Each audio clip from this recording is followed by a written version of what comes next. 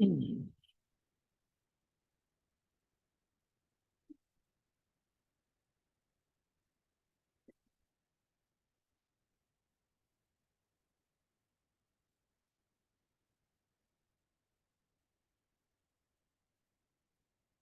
so the title is Improving Reading Comprehension of Descriptive.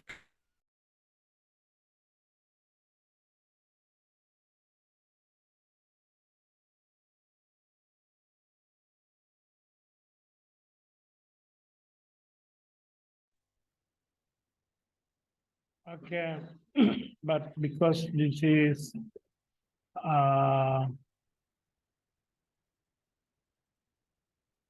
classroom action research, yeah, I mean, the answer should not be like that. I mean, the choice of descriptive text, yeah, should be explained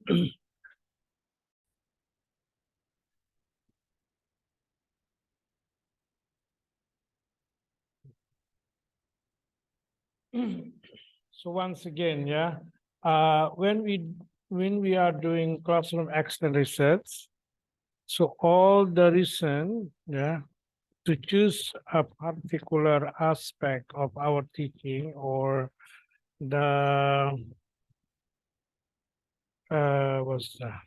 The strategy, for example, or the methods that we are using are all connected with the problems, yeah, that you are facing, yeah, including, for example, the place that you are going to do your research, the material that you are going to teach, the methods that you are going to use for your teaching, all because of the problem that is happening or that happens in your class that you are going to teach.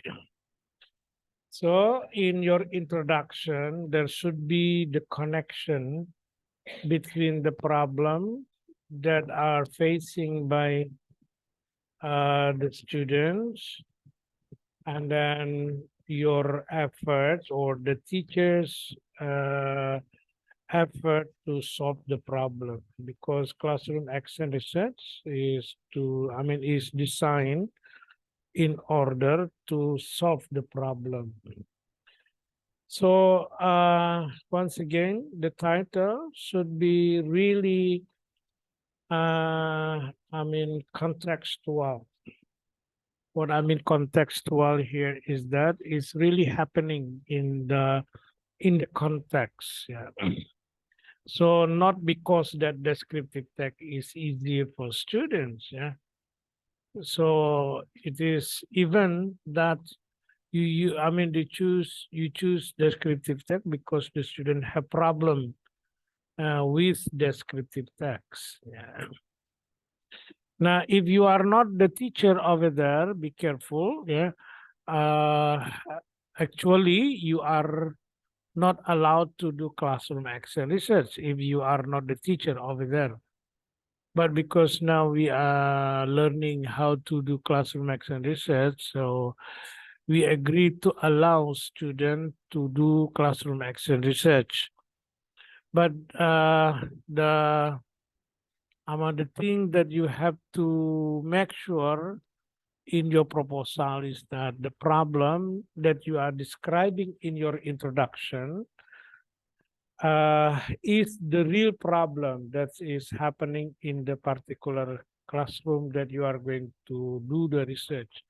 And therefore, there should be the communication between the researcher or the writer of this proposal and the teacher who own the class, yeah, or the teacher who teach the class. Now, in your case, who will be the teacher? You yourself. So if it is the case, so once again, you have to explain here, yeah. So in classroom action research, once again, somewhere in your introduction before research question, you have to explain the problem faced by the student, yeah. And you should, I mean, explain here somehow that you have in contact with the teacher or you have discussed, yeah, the condition of the classroom because you are not working there yet, yeah. You, I mean, you, let's say you don't know what's happening in the classroom. So someone must have informed you that that classroom is experiencing the problem and you come to help to solve the problem, and there should be connection or what's that, the explanation why you choose mind mapping or for example, it is not just because you like mind mapping, yeah? Yeah, there should be the, you know, the yeah, the connection between the problem and the solution that you offer. For example, if the solution is using mind mapping, what do you think the problem should be?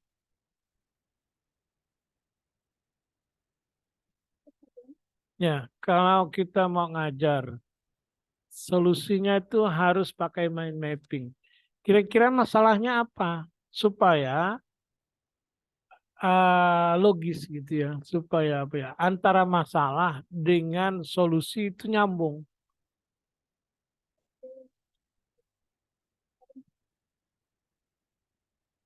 Identifying what?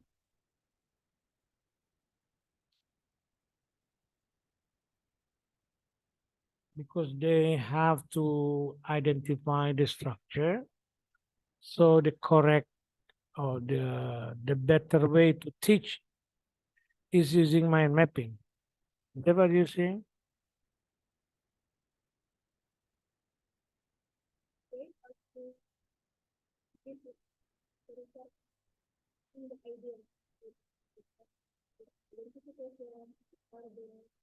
Yeah, my answer, my question is that why do you choose mind mapping? Because mind mapping is just the central idea, but easy to understand. Mind mapping kan itu menjabarkan dari apa ya, dari deskripsi teks itu isinya apa aja. Misalnya bapak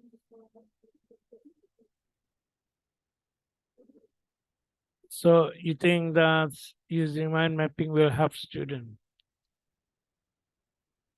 Yeah. Nah, itu harus ada di in your introduction.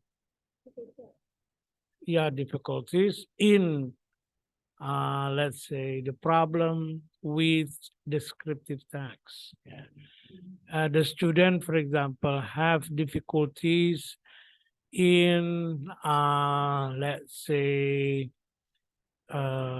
recognizing the structure of descriptive text, for example, like that. So by this problem, the student are unable to understand the reading easily, yeah, because they still have problem with knowing or recognizing the structure of the text. And therefore, you have to find a way to help them so then they can get familiar easily, more easily, yeah, with after using mind mapping, something like that. Yeah. My point is that, yeah, number one, yeah, you have to explain that's the problem is happening. And so in this case is the problem with descriptive text faced by the students. Yeah. And you also have to indicate that you are not the teacher, and therefore you also have to indicate that you have already some communication with the teacher, yeah, that really belong to that classroom. So from that communication, you understand that the problem is happening, and then and then you try to help them by using certain techniques of teaching. Now, your job in your introduction is to make clear connection between problem and solution is, is connecting. Ya. Jadi jangan sampai masalahnya beda, solusinya beda. Ya. Tak nyambung antara masalah dengan solusi. So once again, that's the unique of classroom action research. So once again, when refer back to the title is not just simply we want this, yeah, or we like to do this. Ya. Kalau experimental study boleh begitu, ya. Kalau keunikan experimental study itu adalah tekniknya itu harus suatu teknik yang baru, yang bikin orang penasaran. Betul nggak ini kok bisa bagus atau tidak bagus, ya. Jadi oleh karena itu kita harus menguji cobanya dalam konteks tertentu. Tetapi kalau classroom action research beda sekali latar belakangnya. Bahwa kita mengalami masalah dan kita ingin menyelesaikan masalah itu. Jadi oleh karena itu solusi itu harus nyambung dengan masalah. Maksud saya kita harus berargumen bahwa misalkan permasalahan yang dihadapi oleh siswa itu adalah kesulitan memahami teks dikarenakan dia tidak begitu paham struktur teks, misalkan seperti itu. Oleh karena itu kita carikan teknik yang kira-kira bisa menolong mendeteksi bagian-bagian teks ya dengan mudah. Nah, maka kita temukanlah mind mapping. Jadi dengan mind mapping itu kita mengajarkan atau memberikan kemudahan step by step how to recognize the structure of the text. Yeah. So then we believe, by using mind mapping, the problem will be solved, later.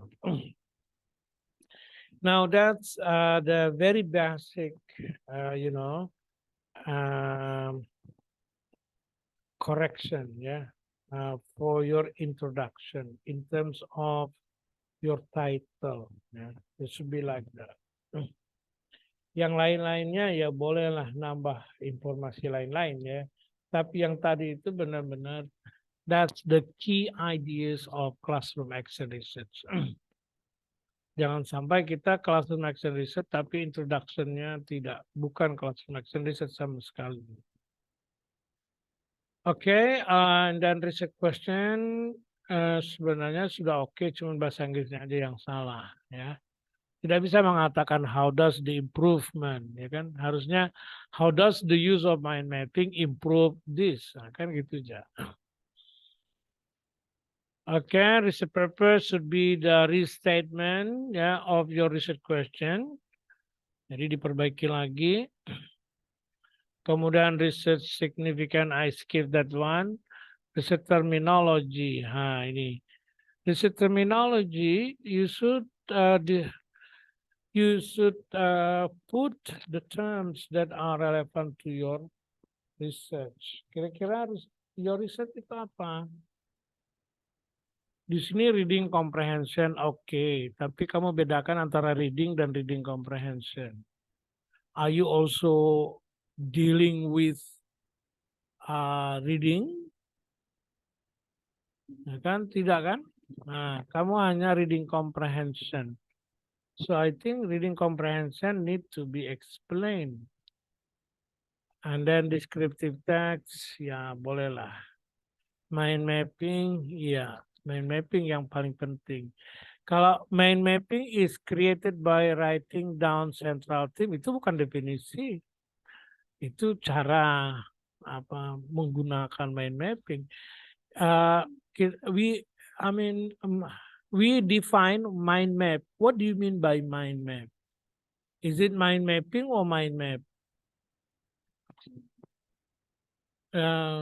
That's two different things because mind mapping. What is mind mapping? Mind mapping is coba apa? Mungkin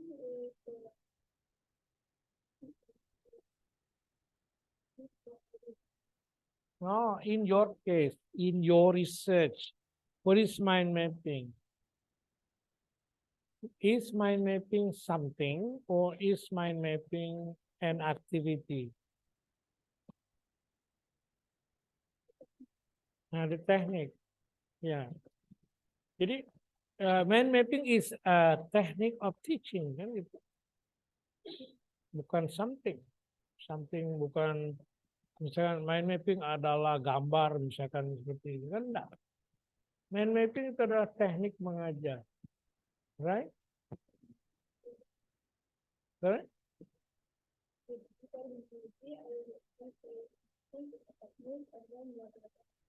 Ya, teknik of teaching, which misalkan apa? Yang jelas, mind mapping adalah teknik teaching, teaching technique in your research. Ya. In your research, it is a technique of research. I mean, a technique of teaching. Nah, oleh karena itu, ini seperti yang kemarin-kemarin ya, literature review-nya coba lihat. Kamu cuma reading gitu aja. It's very big topic. Reading can cover anything about reading, and any kind of reading. I think it is too broad to say that. So what is your topic actually? I mean, that you should cover. Reading comprehension. Itu pun sebenarnya masih salah. Because your research is not reading comprehension. What is your research? Teaching. Your research is teaching reading kan? Bukan reading. Kalau penelitian kita itu tentang reading, berarti Anda mengamati seseorang sedang reading. Kita mengukur kemampuan readingnya. Kita berusaha mempelajari bagaimana dia belajar reading. Ya kan? Itu kalau tentang reading. Tapi kita ini penelitiannya adalah mengajar reading. Makanya memerlukan teknik mengajar. So that's all our topic. So that's why the first topic should be teaching reading. Ya, teaching reading comprehension. Nah, itu yang harus dijelaskan. Apa itu teaching sekali lagi kan saya sering menanyakannya di sini. Ya itu harus dibahas teaching itu apa. Nah, setelah itu dihubungkanlah definisi teaching yang kita adopsi itu dengan mind mapping. Coba mind mapping. Kenapa mind mapping itu menjadi teknik mengajar? Apa yang uniknya di mind mapping? What is the strength of mind mapping? Apa sih?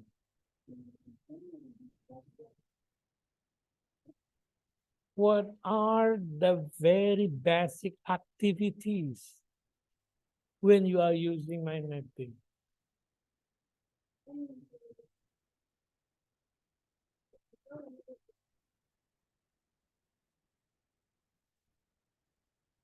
You ask the student to read the text, and then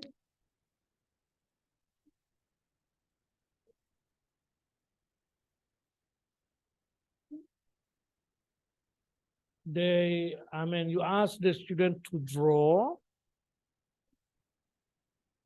or to summarize.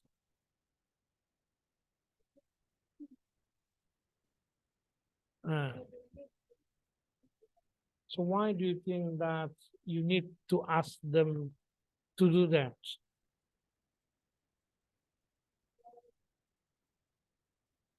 Why do you think that you ask students using mind map help them?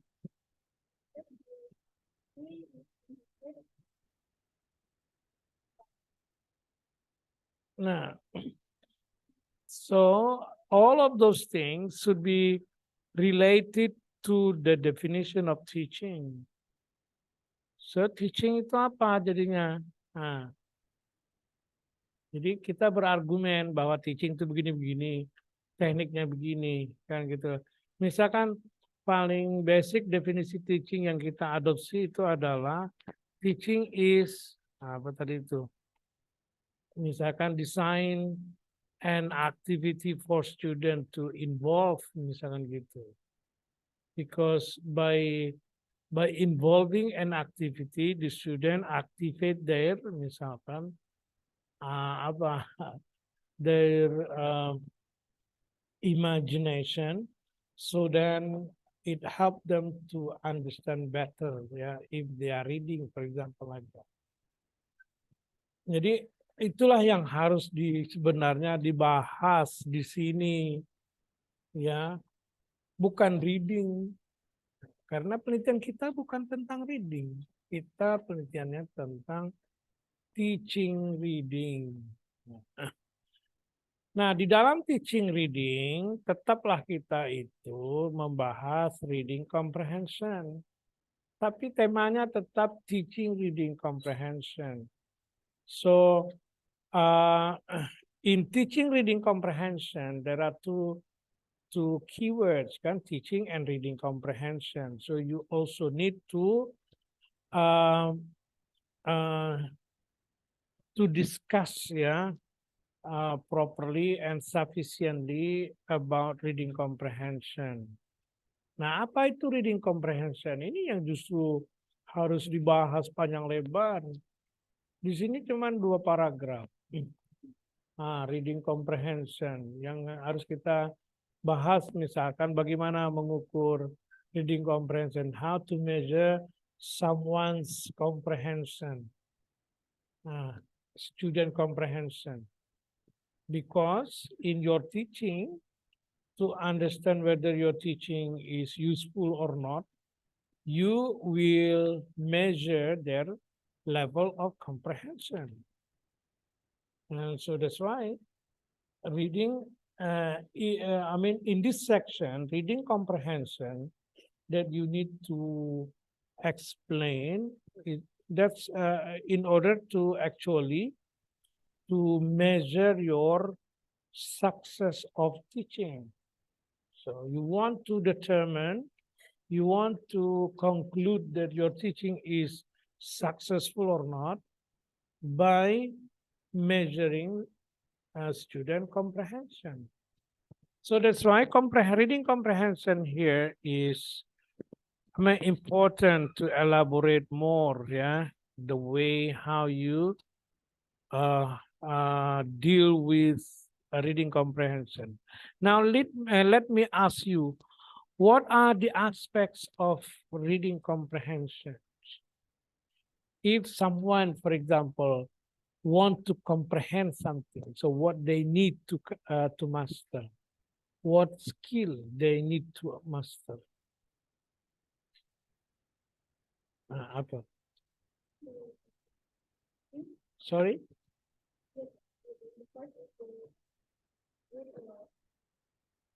Read aloud or read lot? A lot. Yeah.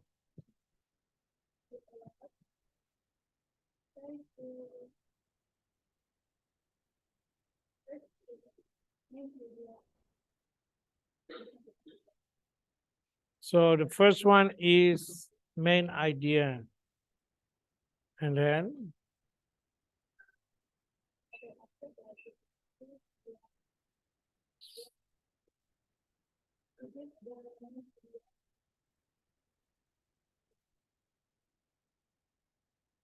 hmm.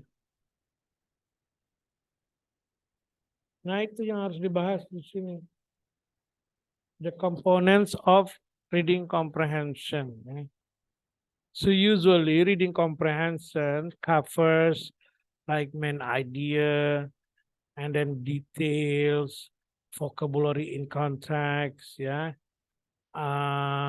like inferences, references, something like that. All those reading skills should be, I mean, in reading comprehension, because if you want to comprehend the text, you have to be familiar with those kind of aspects, you know. When you, for example, want to improve your comprehension when you are reading, you have to understand the main idea for the whole text, and then you have to also be able to locate the specific information. If someone is asking about the detail of the information, yeah, in the reading text, you can explain. And also, in order to understand better, you have to be familiar with, for example, with references. Yeah.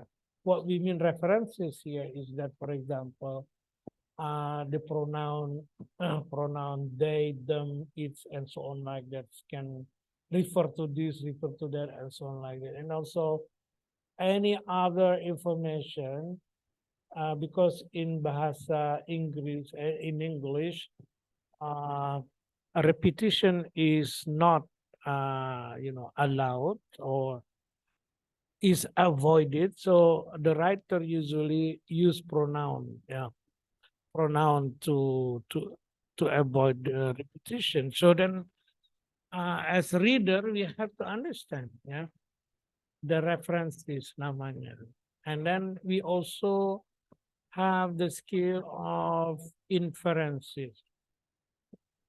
Inferences is higher skill, because inferences means to understand impliedly, implied meaning. So not explicit, but implicit meaning. So in order to understand what behind the text, you have to really understand the whole text. Ya, baru bisa then we understand the behind information, ya. Between the line biasanya disebutnya. So I mean, what I'm talking is that you should have talk about that in this section. Baru dia mantap, ya. Nah, setelah itu descriptive text ya boleh dibahas, tapi sebenarnya descriptive text itu bukan jadi core. It's not really the main issue in your research. Karena yang namanya reading comprehension itu kan reading apa saja. Skillnya ya itu gitu. Kalau reading apa descriptive text ya itu salah satu bahan bacaan. Jadi misalkan skill reading comprehension descriptive text dengan misalkan narrative text kan skillnya sama gitu. Makanya so descriptive text you can explain if you like, yeah. If you don't, it's okay. I mean, it is not really necessary actually, yeah, descriptive text, but it's more on the reading comprehension. Nah, biasanya mahasiswa itu salah. Dia justru menjelaskan descriptive text yang lebih panjang. Ya, habis halamannya ibaratnya itu menjelaskan sesuatu yang sebenarnya bukan fokus penelitiannya. Okay, now the second part of your literature review is mind mapping. So mind mapping is actually the subheading, yeah, of teaching, yeah, because this is part of teaching. Tapi karena in your research it is the main story, I mean the main idea about mind mapping. So you could separate between the first section about teaching reading comprehension, where there you talk about the definition, the very basic definition of teaching, and also following the discussion about teaching reading comprehension and also comprehension itself. And then after that, you have the second big topic. It is mind mapping. I think that's fine like that. Yeah. But actually, mind mapping once again is related to teaching. Yeah. So that's why once again you are when you are explaining this one, you are referring to your definition of teaching. Karena berhubungan sebenarnya. Okay, now that's you said here procedure of mind mapping, yes. Nah, tapi sayangnya nggak ada, judulnya doang yang ada tuh. Kalau prosedur harusnya kan dijelaskan satu-satu. Ya, pertama ngapain, kedua ngapain kan gitu. Nah, mind mapping di sini sekali lagi, don't forget mind mapping here is a technique of teaching. Nah, jadi bukan bikin mind map. Kan mind map kan kita bisa bikin juga like infografik seperti itu ya. Oke, relevant research. Kemudian conceptual framework. Saya tidak mengerti ya kenapa conceptual framework itu ada di literature review. Sebenarnya conceptual framework itu harusnya ada di metodologi. Dia kalau di proposal itu memang sih antara teori letaknya itu memang sebenarnya adalah antara teori dengan metodologi. Jembatannya adalah conceptual framework. Tapi sini karena Anda pakai chapter ya enggak apalah. Jadi conceptual framework. Tapi saya sudah membaca beberapa tulisan mahasiswa conceptual framework seperti ini. Nah, kalau conceptual framework sebenarnya isinya itu adalah infografik. Nah, jadi bukan seperti penjelasan yang detail lagi. Namanya conceptual framework itu adalah like summary, the gist of ideas, yeah, the main ideas of the theories, and then how these ideas, how these ideas are translated into riset proses, gitulah kira-kira. Riset prosesnya seperti apa, mind mappingnya seperti apa. Harusnya tuh kan gambar tentang mind mapping di sini. Bagaimana cara melakukan mind mapping dan lain sebagainya. Kalau memang Anda ingin conceptual framework. Oke. Itu kira-kira literature review. Kemudian selanjutnya research design, metodologi ya. Pertama research design, saya sudah jelaskan kemarin ya di rekaman temanmu. Research design itu harusnya penjelasannya panjang lebar. Berarti kamu in this section you have to explain in great detail the classroom action research. What it is, why we use classroom action research, what is the main purpose of classroom action research misalkan. Itu harus dikasih basic definition kan. Semua riset itu punya tujuan paling basic yang tidak bisa digantikan dengan penelitian yang lain. Misalkan kalau eksperimental. Tujuan eksperimental itu ya untuk mengetahui, mengetes apakah sesuatu itu baik atau tidak baik. Itu kan bagus atau jelek, itu saja. Karena barang itu masih baru, belum biasa dipakai. Oleh karena itu kita uji coba, itu eksperimental. Nah, kalau korelasi kita ingin menghubungkan satu variabel ke variabel dalam rangka memprediksi what will happen jika variabel ini ada juga jika ada variabel ini, variabel itu dan lain sebagainya. Sorry.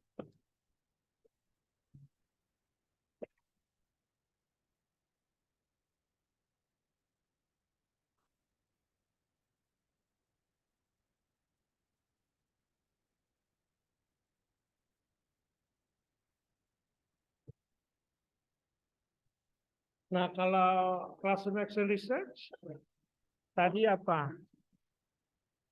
Nah, to solve the problem. Jadi you have problem and then you want to solve the problem. Jadi classroom action research. Makanya classroom action research itu biasa disebut dengan innovative teaching atau apa creative teaching apa ya innovative teaching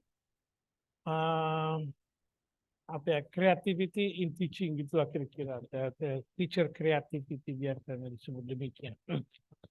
Nah di sini harusnya you have to explain apa itu classroom action research and how to do it, the procedure, how to implement ya classroom action research. Kan classroom action research minimal itu kan ada planning, acting, observing, and reflecting. Yang paling utama tuh reflecting sebenarnya sama acting. Jadi acting, reflecting itu di highlights because when we are doing classroom action research and we don't have reflection, for example, like that, itu namanya bukan action research.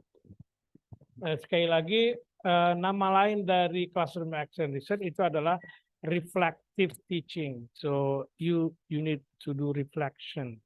How to do reflection? It should be explained in this section, ya, research design.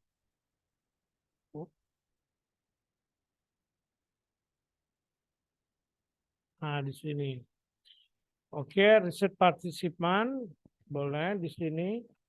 Riset partisipan yang sangat perlu dijelaskan itu sebenarnya bukan nama sekolah, ya, bukan alamat sekolah, gitu ya. Tidak, itu alamatnya di mana enggak jadi masalah kan. Kita meneliti itu kan bukan karena alamatnya. So that's why you don't mention the address or the name of the school sebenarnya. Kalau school disebut ya sebenarnya kurang etis karena kita akan membongkar kejelekan sekolah tersebut kan. Kalau yang namanya classroom action di situ kan pasti kita bicara tentang kelemahan sekolah itu. Jadi sebenarnya tidak baik kita menyebut nama. Kalaupun mau disebut nama ya mungkin pseudonym lah. Misalkan atau cukup mengatakan sebuah sekolah SMP di Jagoi Babang gitu kan. Nah, mungkin Jagoi Babang become important because Jagoi Babang is, for example, is the border, ya close to the border. Mungkin situasi di border itu will be different atau apalah kondisi.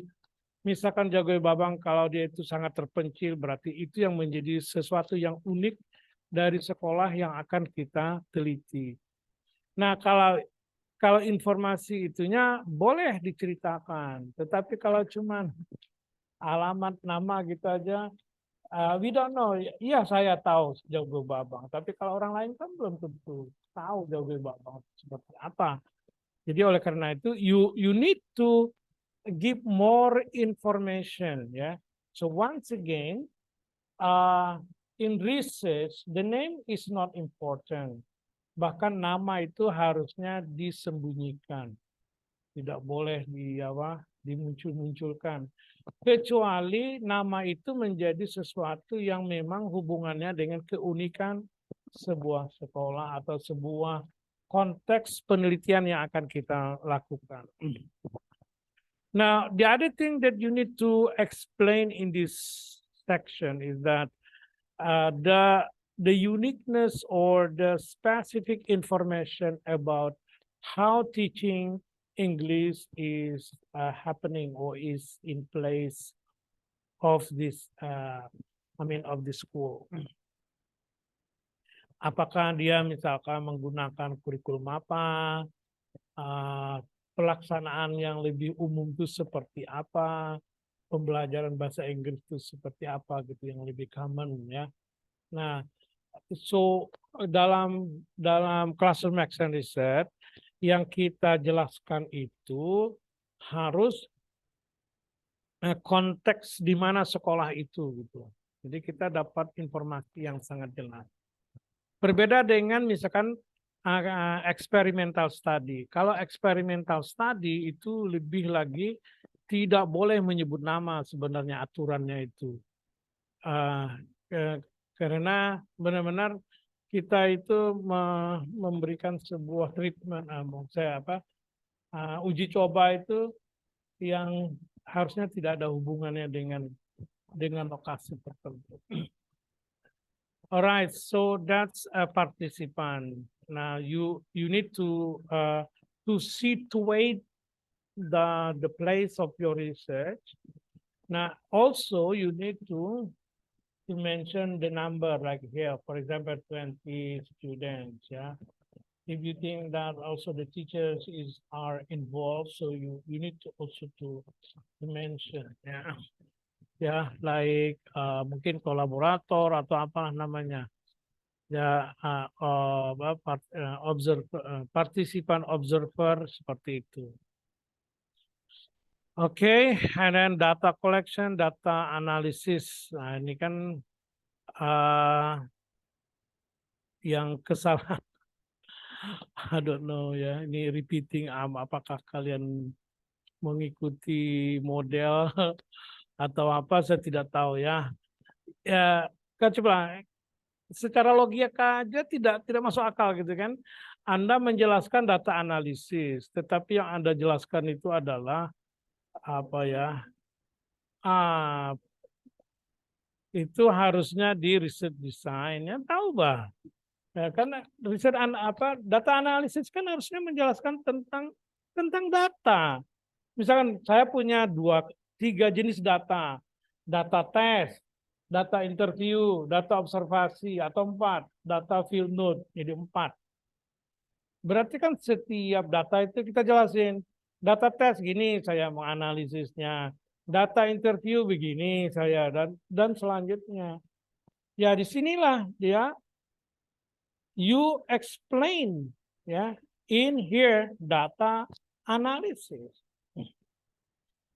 Nah, data collection seperti yang sudah saya sampaikan kemarin ya, itu harusnya di sinilah yang paling banyak. Proposal itu di sini yang paling banyak. Menjelaskan data apa yang Anda kumpulkan, data apa dan untuk apa. Bila perlu supaya lebih jelas mungkin untuk menjawab pertanyaan riset ini yang dibutuhkan adalah data ini gitu kan, bisa itu lebih clear ya. Tapi kalaupun tidak ya, at least you talk about the kinds of data that you are going to gather, and this different kind of data will need different kind of instrument.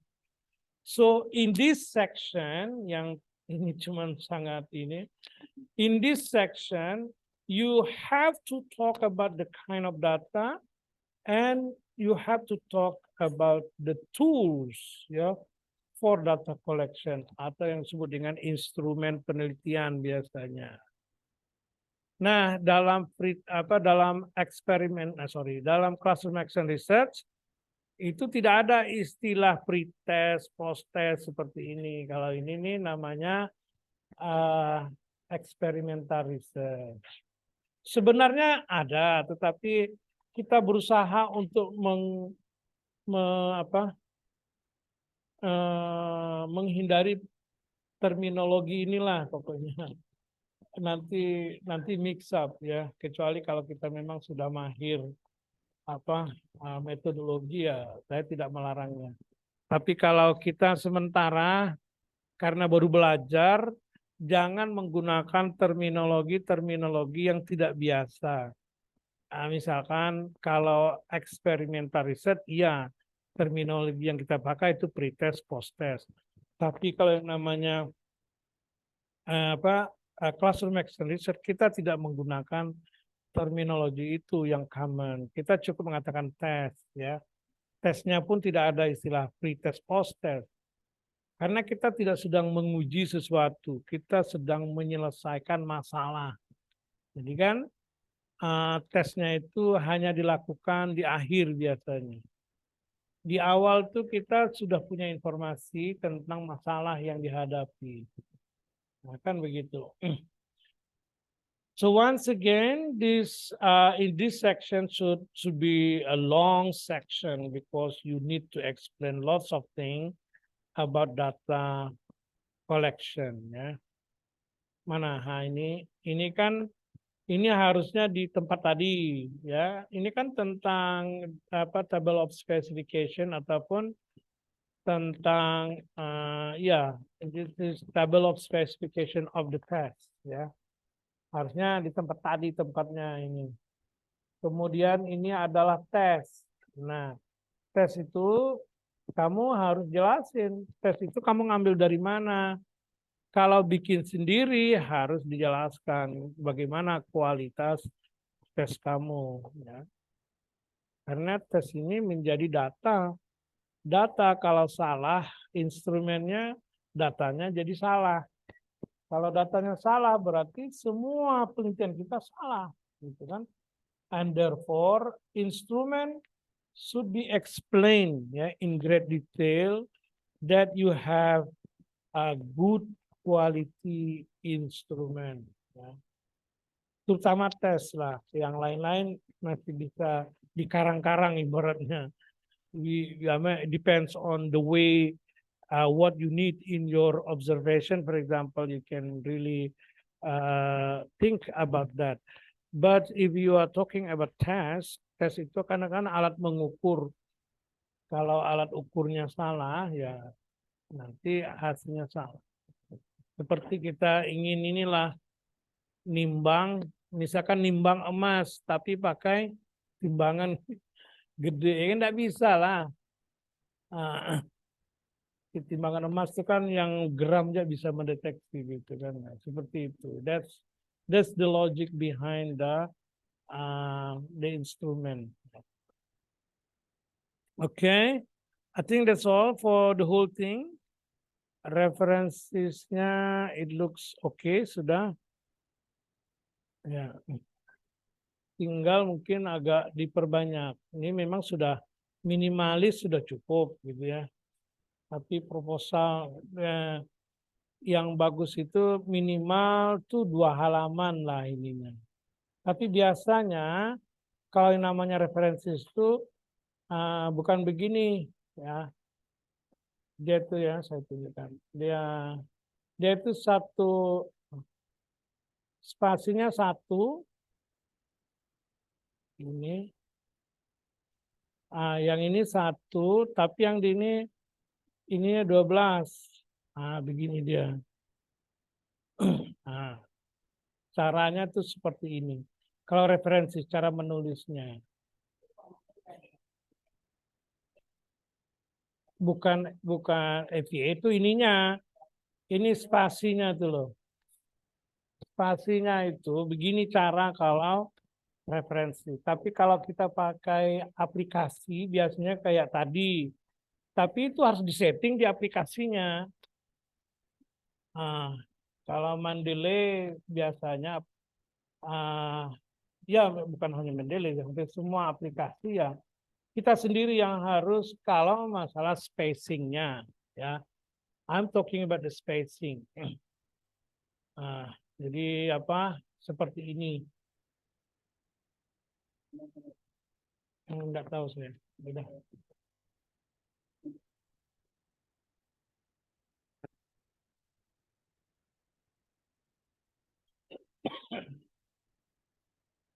Udah, ya cukup.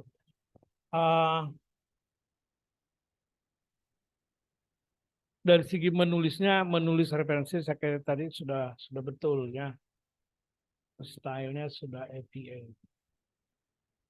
Baik, saya kira itu ya, the whole thing ya, that I can give you. Do you have any question that still need to ask?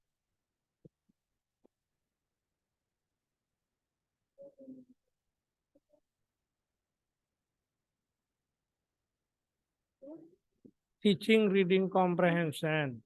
Nah, di dalamnya itu ada reading comprehension.